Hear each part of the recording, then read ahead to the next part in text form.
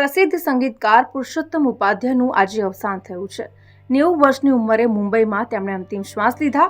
પુરુષોત્તમ ઉપાધ્યાય ગુજરાતી કાવ્ય સ્વરકાર અને ગાયક પણ હતા। તેમને પદ્મશ્રી પણ એનાયત કરાયો હતો। ગુજરાત સરકારે તેમને ગૌરવ પુરસ્કારથી સન્માનિત પણ કર્યા હતા, પરંતુ આજે એમના નિધનથી શોકનો માહોલ છવાયો છે। પુરુષોત્તમ ઉપાધ્યાય કોણ હતા, સાથે જ એમના જીવનના સફરની કેટલીક વાતો કરવી છે।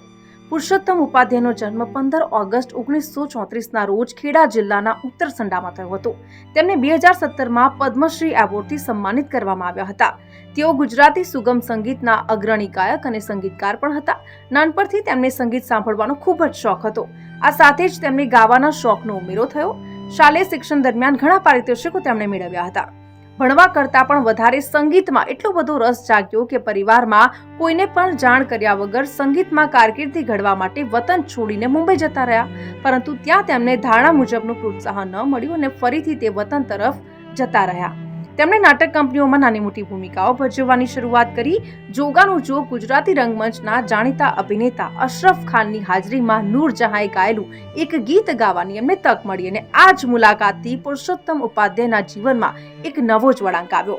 નસીબની બલિહારી કે તે જમાનાના વિખ્યાત કલાકારો હસ્તીઓ તેમના અંગત પરિચયમાં આવ્યા હતા। ઉપાધ્યાય ગુજરાતી સુગમ સંગીત ઉપરાંત ગઝલ અને ગીતમાં પણ ખ્યાતિ ધરાવતા હતા। ગુજરાતી સુગમ સંગીતની ઉગતી પેઢી પુરુષોત્તમ ઉપાધ્યાયને અનૌપચારિક રીતે પોતાના ગુરુ માને છે, પરંતુ આજે તેમનું નિધન થયું છે।